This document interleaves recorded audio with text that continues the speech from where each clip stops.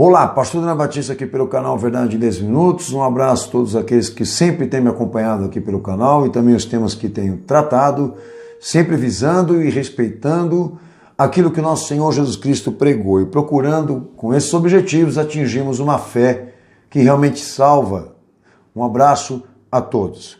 Aproveitando também para agradecer aqueles que têm compartilhado o conteúdo desse canal, porque com certeza você colabora muito para o crescimento do conhecimento e também da formação da consciência daqueles que se interessam pela fé no nosso Senhor Jesus. Bom, o tema hoje é celebração cristã, o uso dessa prática conforme a palavra de Deus, e eu vou ser obrigado, obviamente, já que estamos chegando à data expressiva do Natal, dia 25 de dezembro, vou ser obrigado a citar nesse uso equivocado que é o Natal como celebração cristã. Tá? Mas antes de tudo, é importante eu dizer aos senhores que tudo que vai ser falado aqui nesse vídeo tem o endereço certo, aqueles que estão debaixo da prerrogativa cristã, ou seja, que estão em uso, em atividade correspondente à obra redentora do Senhor Jesus, tá? Ou seja, as pérolas que eu vou lançar aqui é exatamente para esse público em específico, porque vou tratar de conduta e doutrina. Bom, por que nós outras pessoas, pastor? Porque o indivíduo que vai entrar nesse vídeo agora, que já festeja o Natal, quando ele souber o que eu vou falar, ele vai pensar da seguinte forma: eu faço coisas muito mais absurdas que a Bíblia Sagrada não aceita, o Natal para mim é insignificante. É assim como eles vão julgar. Mas em compensação, aqueles que estão com a mente e o coração focado em descobrir cada dia mais, né, a fé verdadeira, então, obviamente, talvez esse vídeo tenha uso prático para você, ok? Bom, o que eu não posso com vocês aqui, chegar e falar por autoridade ou por determinação própria o que é certo, o que é correto para a Igreja de Cristo, tá? Eu não tenho essa licença, eu não tenho essa autoridade. Então eu vou tentar ser bem objetivo com você nesse vídeo. Tenho já um vídeo mais antigo falando desse tema, acredito, pelo canal, mas entendi, compreendi que era necessário, importante retomar esse assunto, tendo em vista que a insistência continua sendo grande. Bom, o que se registra no testamento e o que não está registrado? Vou começar pela questão do que não há registros no testamento que Jesus instituiu. Vamos lá?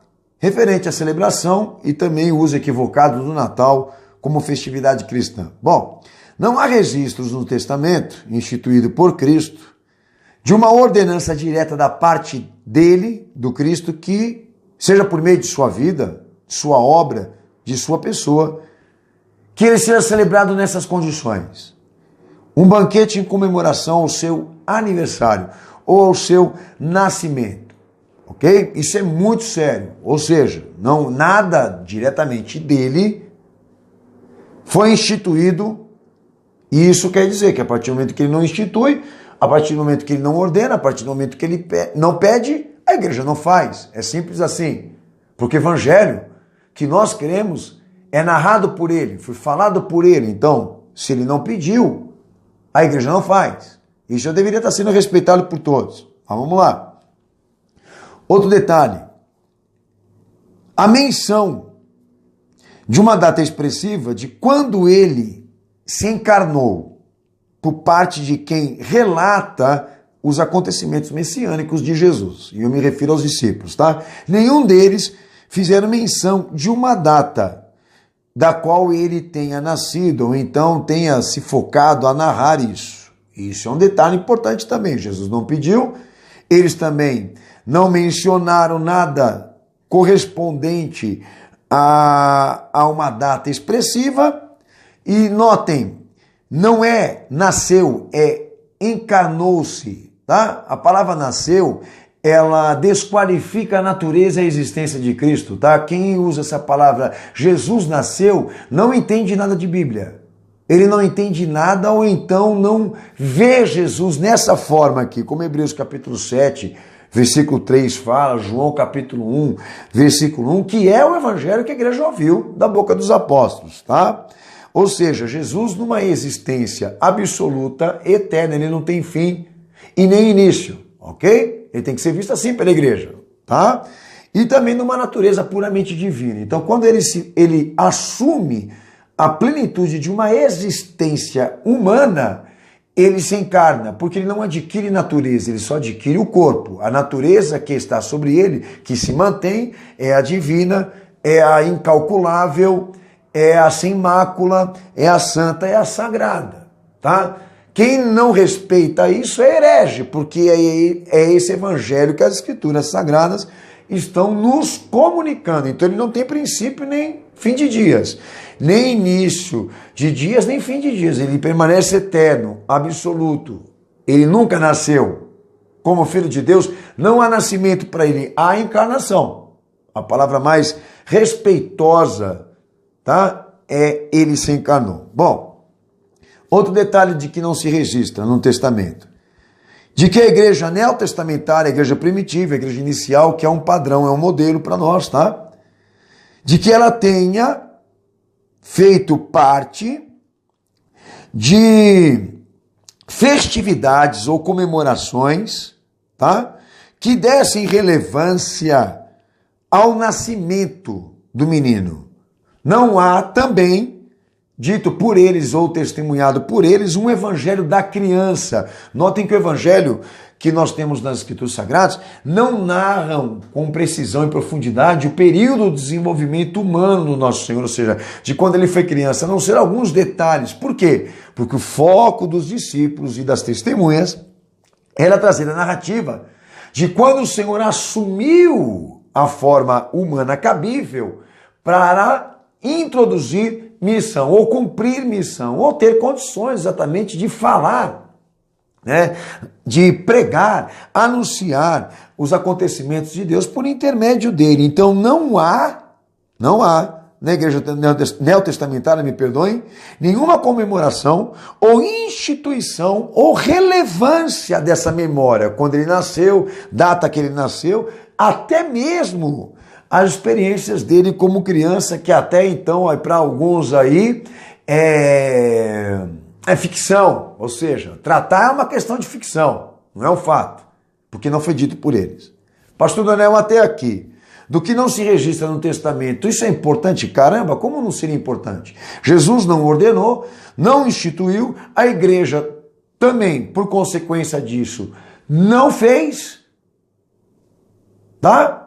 Isso não é importante para mim e para você aqui agora? O que se registra na história? Vamos lá. Dia 25 de dezembro, enraiza-se uma festividade pagã em Roma, isso é fato, a história da celebração do Deus Sol, exatamente nessa data.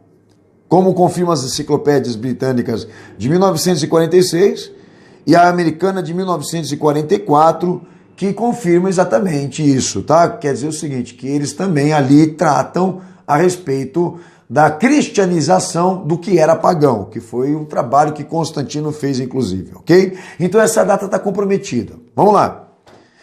A árvorezinha, o pinheirinho, que historicamente também retrata a ideia da reencarnação de Nimrod, fonte de inspiração para criar o sistema babilônico, segundo a história, tá? E bíblica também, ok?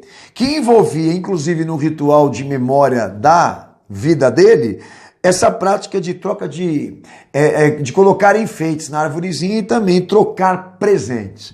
Jeremias ele fala sobre isso lá no capítulo 10, versículo 2 ao versículo 4, ok? Isso não é importante? É importante. Vamos lá. Papai Noel, o que se registra na história sobre isso? A corruptela de um santo venerado pelos católicos, chamado de São Nicolau, isso é fato. Bispo romano que viveu no século V, tá? Obviamente a Coca-Cola deu a ele um traje vermelho e com a modernidade, com os anos, ele foi criando outras formas, mas em compensação a natureza desse ser, desse indivíduo, dessa figura comemorativa e expressiva do dia 25 e desse período de Natal, a natureza disso é pagã também e também católica, que para nós é sacrilégio, tá? Tudo que sai de Roma é sacrilégio. Vamos lá.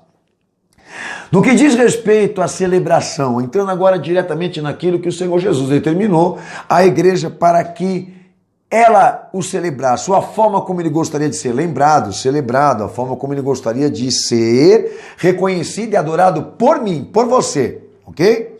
Mateus 26, 26 ao 28, Jesus deixa claro isso, e os evangelhos também, que pelos informes do evangelho, por determinação do Cristo, tá? Que é superior a qualquer um, a sua celebração e comunhão instituída se cumprem no modo perfeito do seu corpo e do seu sangue. E o que ele esperava é que a igreja se reunisse para celebrar o acontecimento da sua morte, que é o acontecimento do Calvário. Ou seja, o interesse dele é que a igreja se reúna para celebrá-lo debaixo dessa adoração, dessa memória, dessa sujeição que é o Calvário. Como, por exemplo, agora as igrejas evangélicas estão fazendo o contrário. Enquanto Jesus quer arrastar o indivíduo crente para o Calvário, eles estão querendo levar o indivíduo lá para o Monte Sinai para aprender com Moisés alguns acontecimentos notáveis de progresso e etc. E também de acontecimentos notáveis. É uma reversão isso. E a igreja evangélica está exatamente introduzindo esse pensamento contraditório no movimento evangélico atual. Então fica claro que este acontecimento Páscoa, ok? Que substitui Natal para nós, tá?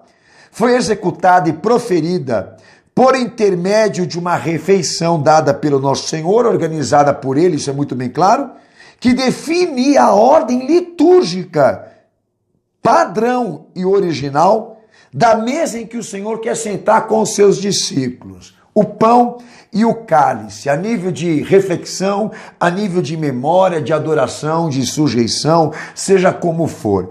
E notem, esse padrão segue para as comunidades cristãs posteriores que foram instituídas pelos apóstolos que ele escolheu e preparou, com as mesmas observações litúrgicas, espirituais, de princípio primário. Olha aí, 1 Coríntios 11, 23 ao 26, Atos capítulo 2, verso 37 ao 47, o propósito da celebração das comunidades que se reuniam diante do Calvário, formada de discípulos e de crentes, coisa que é uma coisa que não acontece nos dias de hoje, segue o padrão de que o propósito da celebração fosse a redenção e a remissão dos pecados, tá?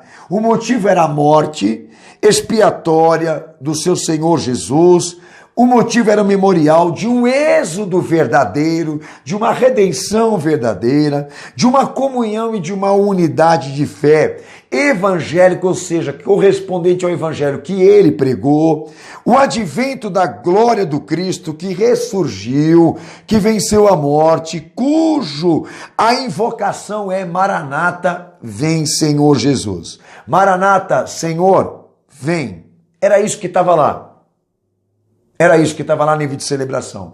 E é padrão. E quando eu falo padrão, segue, se estende para nós. Se estende para nós. Isso se registra.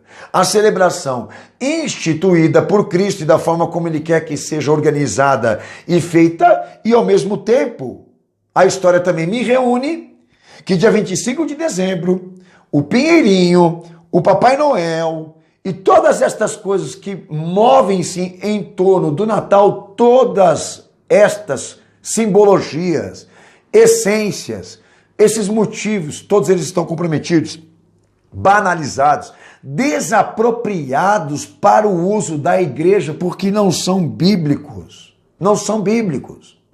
Daí Paulo vai, no seu ministério de instrução, introduzir a Eucaristia que ele acreditava e cria, que era aquela que o Senhor havia registrado para toda a igreja, certo? O que ele falou veio de Cristo, não veio dele. Então lá no texto de 1 Coríntios, do capítulo 10, versículo 16, ao versículo 21, Paulo toma a frente para condenar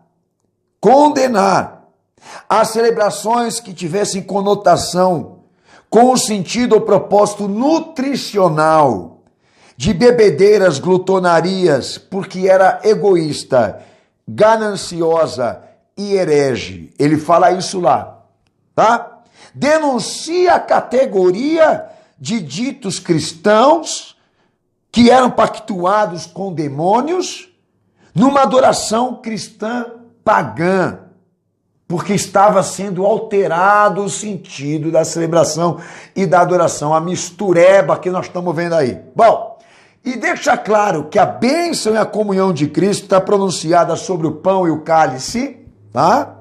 E adverte o perigo da participação de cristãos no culto a ídolos e sacrifício a demônios. O que ele quer dizer exatamente que a partir do momento que a igreja se reúne, e não vai me dizer que o Natal não tenha sentido religioso e místico, tá? Que não agrega para si sentido religioso e místico. Porque tem. Não é só família, não.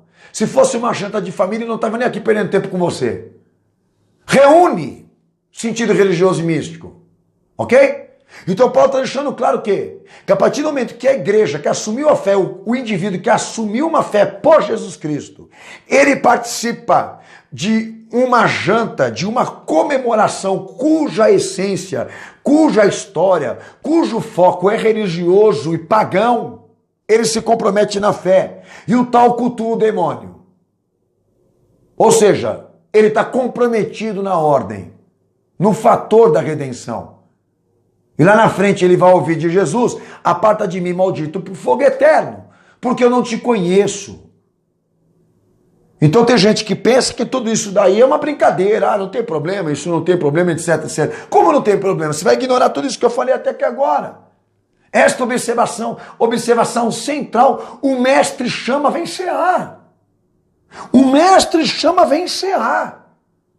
Ele quer a igreja de joelhos diante do cenário da sua morte, da sua dor, do seu sofrimento, do seu padecimento. Se ele quisesse que a igreja estivesse lá, no cenário da sua encarnação em Belém, na manjedoura com o menino, ele tinha dito, ele tinha falado, e a igreja também tinha ensinado isso. Não há respeito pelos princípios que estão ordenados no Testamento, em que o Senhor instituiu para salvar, orientou para introduzir fé. A igreja hoje está vivendo, e há muito tempo eu venho dito isso, está vivendo um evangelho diferenciado, um evangelho paralelo, construído, arquitetado. Mas vamos lá. Qual o conceito que eu tenho levantado para vocês sobre igreja? O que é a igreja viva, a comunidade de pessoas? O entendimento do evangelho que ela é a continuidade do corpo, dos atos de Cristo, da materialidade da sua obra e da sua fé, dos seus ditos. É o uso metafórico da coisa. Ou seja, o pão e o cálice, o que é? É a representação de que qualquer indivíduo da fé cristã, ele depende de Cristo, ele nasce de Cristo.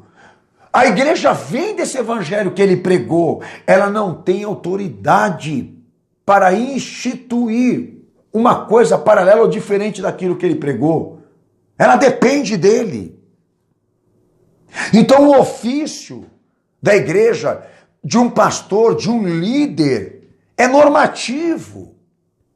É a vida, é a morte, é a pessoa de Jesus, é a materialidade que se constitui educação, que se organiza salvação. Isso é padrão de uso.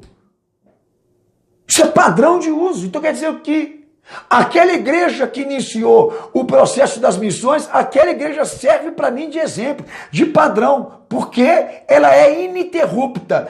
Esses atos apostólicos precisam chegar a nós repetidamente. Isso não está acontecendo, pastor.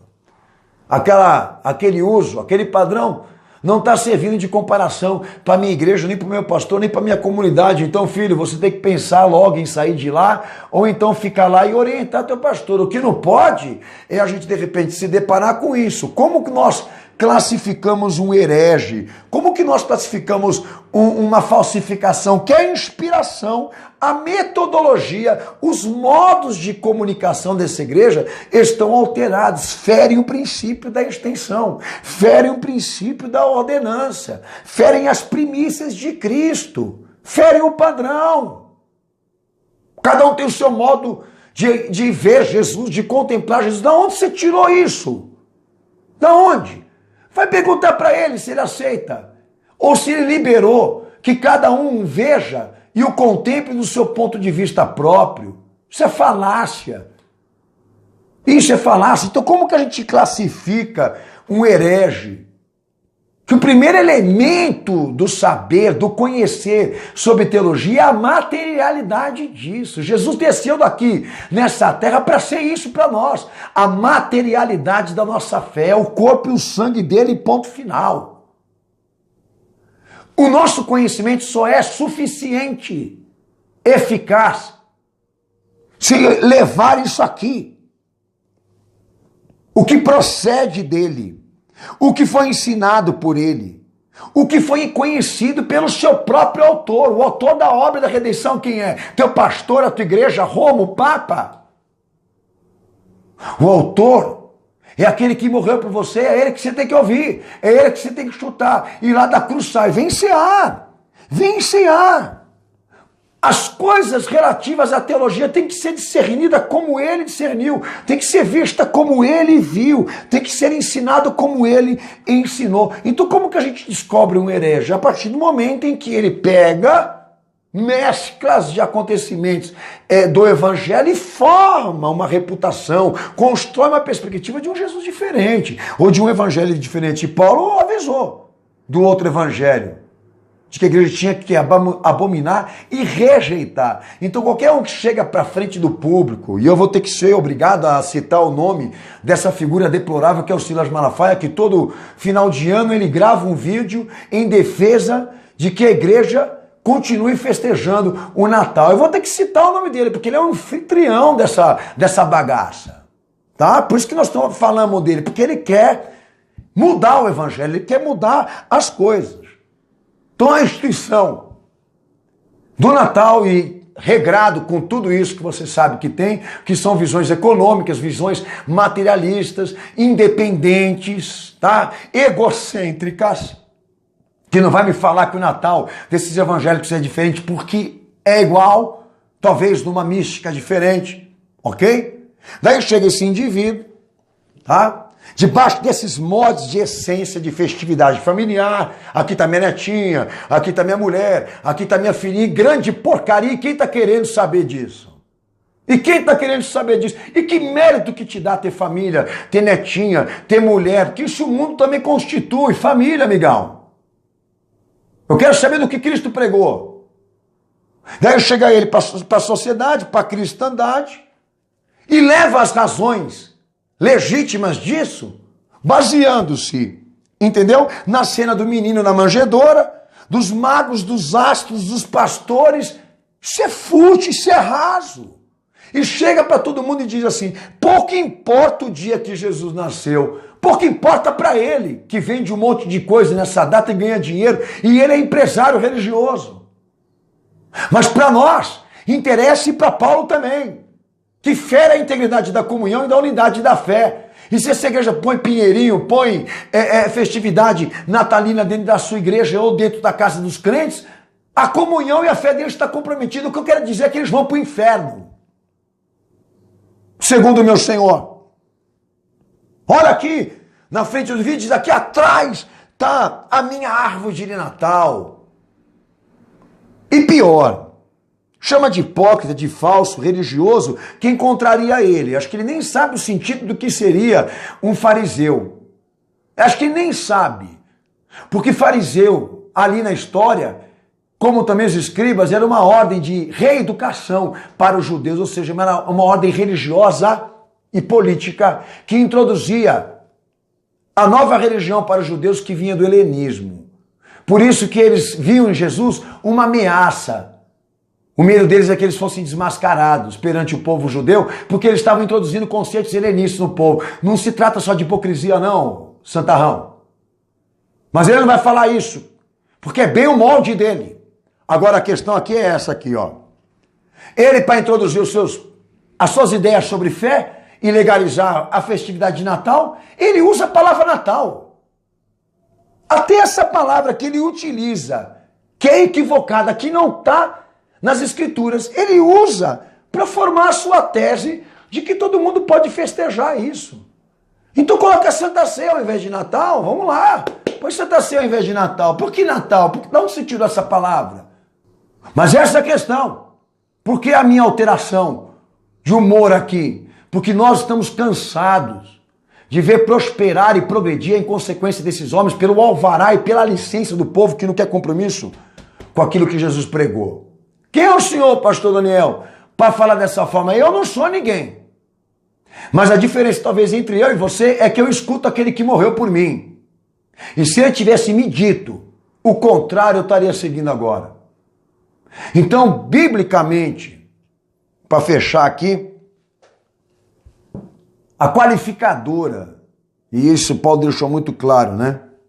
Para aqueles que sentam na mesa do Senhor e ao mesmo tempo comungam de valores culturais religiosos, tá? Fazem essa mescla, tá?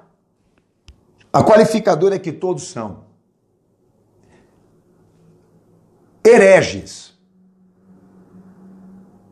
que transgridem, que violam, que violentam a imagem e a obra de Cristo. É sacrilégio configurado. Leia a Bíblia, revise os textos, faça como você quiser. Nós temos uma apostila no nosso site, horadaverdade.com, baixe lá, reflita, não se revolte sem antes fazer o trabalho reflexivo. Porque, na verdade, eu estou aqui nesse vídeo para colaborar com a sua fé, não para te impedir nela. Se você me convencer que o meu Senhor Jesus Cristo me pediu para ir festejar no dia 25 de dezembro, debaixo desse cenário comprometido, se você me convencer de que Ele quer que eu lembre no dia da sua encarnação, que eu vá para Belém, se você me convencer tudo isso que eu disse que não tem condições, de que Ele realmente ensinou essas coisas e a igreja também viveu, eu rasgo tudo que eu falei aqui. Então não entra aí nos comentários para ficar falando perspectivas pessoais ou então pontos de vista próprios, porque essa matéria está endereçada à igreja, que infelizmente se paganizou. Põe lá Pinheirinho lá no púlpito lá, pastor. Vai lá, põe bolinhas verdes, não põe vermelha, põe verdinhas com luzinhas piscando em cima da sua cabeça, seu filho do diabo. Meu recado para eles e para você, um abraço forte, Deus abençoe a todos, espere em Cristo, que o próximo tema seja importante para todos nós. Deus abençoe todos.